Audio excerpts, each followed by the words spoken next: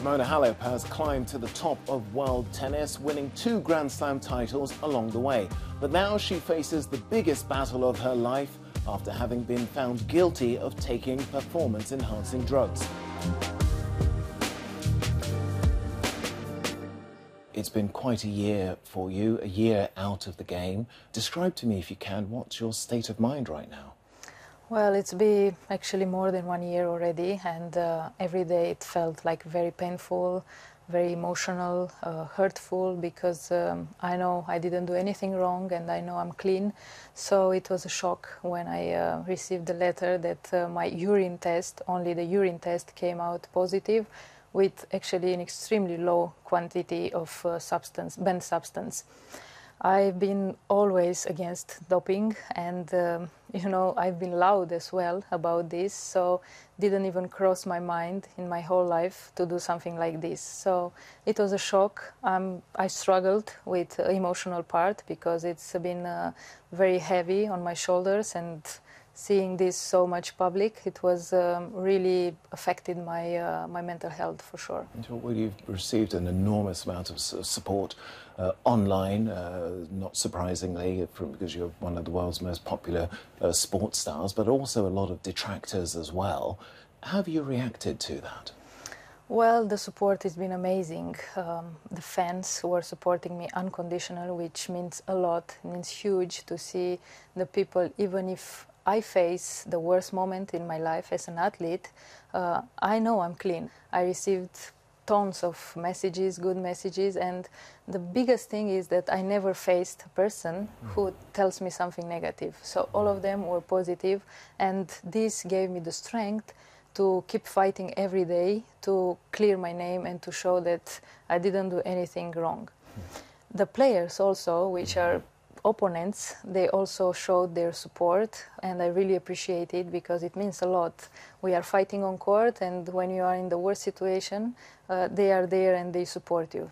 Also the legends, I had such a big support from legends in tennis, and they were also publicly spoken about me, and this means a lot. They were supporting me full, and it's great, it's huge. Everything helps me to stay strong in these difficult times and to fight to clear my name. We've had also the International Tennis Integration Agency say that 3 different panels of experts have said that you intentionally took this performance-enhancing drug. What's going to be your defense? Well, yeah, they said that, but it's very clear that it was a contamination. 3 days before the positive urine test, I was negative blood and urine. So I've been told at the beginning that it's extremely low quantity of this substance, banned substance, and in those 3 days I could not have doped. It was not my intention, and never has been the intention to do something wrong or something disrespectful to this sport, because I have respected everything and I dedicated my life. My principles are not like this, so I didn't think to cheat in tennis. The 2 things that the contamination, I think it's very strong for me, and the second one, the blood, I had many tests, and all of them were negative, so they never found anything wrong in my blood. So with these 2 things, I feel confident going and facing tests. Do you trust the process, though? Yeah, I think it's way too long to wait for an athlete, professional athlete. I accepted, I had nothing to do against this, and now I'm looking forward in February, and finally I will have the final decision. Some of the criticisms that have been levelled against you, and some of those have also come against your team as well. Patrick Mouratoglou, perhaps the most high-profile tennis coach in the world, he's come out now in the last month and said, has admitted responsibility, saying, yes, our team got it wrong, you did have this contaminated collagen. What's the relationship like between you and him now? It's true that he went out. I wish he could have done that a little bit earlier. I have stopped working with the academy since a while already. I'm just, when I found myself in this situation, it was difficult to manage, because I have always trusted in my teams, previous teams, and everybody that I work with, because I felt like trusting, you have a better chance to perform at your maximum. And I always been open to learn from people. That's why you hire people, because you need informations, you need to be better. So I always trusted this, and my trust is broken a little bit right now.